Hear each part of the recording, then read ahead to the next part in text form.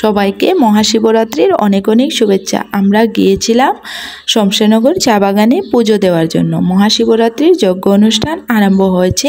25 বছর যাবৎ এই অনুষ্ঠান চলে আসছে। আপনারা দেখতেই পাচ্ছেন, এই যে এটা হচ্ছে মন্দিরের গেট, আর গেটের কাজ এখনও চলছে। গেট থেকে একটু দূর হেঁটে গেলেই মন্দির। অনেক সুন্দর করে সাজানো হয়েছে, রাতে লাইটিং থাকলে বোঝা যাবে।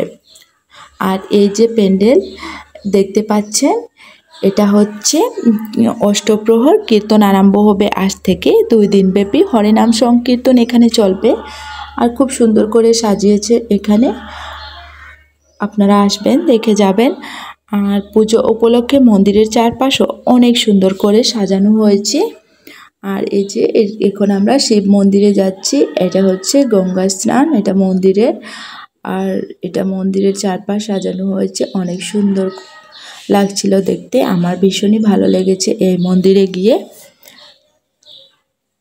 আর এখন এই যে দেখেন, আমরা এখন মন্দিরের ভিতরে যাব, পুজো দিব। আর তারপরে এখানে অনেক ভক্তবৃন্দরা আসছিলেন যারা। আর এটা হচ্ছে ফোয়ারা, মন্দিরের সৌন্দর্য বৃদ্ধিতে এটা অনেক ভূমিকা রাখছিল, অনেক সুন্দর লাগছিল।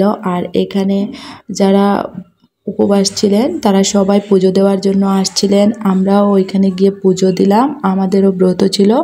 আপনারা কে কে ব্রত করেছেন অবশ্যই কমেন্ট করে জানাবেন।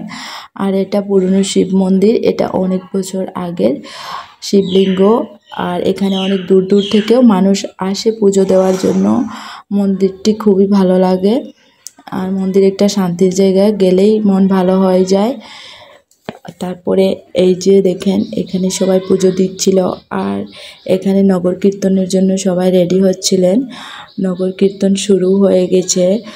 আর নগর কীর্তনের জন্য পুরোহিত এবং কীর্তনিয়াবৃন্দ কীর্তনের জন্য বের হয়েও পড়েছেন। আর এই যে দেখেন, এরপরে হচ্ছে অগ্নিকুণ্ড বা যজ্ঞমণ্ডপ। এখানে মন্ত্র দ্বারা কুণ্ডে আগুন উৎপন্ন করা হয়। এর পূজায় বিশেষত্ব এটাই, বিশ্ব শান্তি কামনায় এই যজ্ঞ করা হয়। আর এখানে অনেক দূর দূর থেকে মানুষ আসে দেখার জন্য। আপনারাও যাবেন, দেখে আসবেন, খুবই ভালো লাগে এই যজ্ঞটা দেখতে। আর আমরা বিকেল বেলায় গিয়েছিলাম। আর এখানে গোধূলি বেলায় মন্দিরের সূর্যের আলো পড়ায় মন্দিরটি খুবই সুন্দর লাগছিল। আর বাইরের ফোয়ারাটি তো অনেক ভালো লাগছিল দেখতে। আর এই মন্দিরটি 1986 সালে স্থাপিত হয়েছে। মন্দিরের চারপাশে অনেক সুন্দর। আর এই যে মন্দিরটি দেখতে পাচ্ছেন, এটা হচ্ছে জগন্নাথ মহাপ্রভুর মন্দির।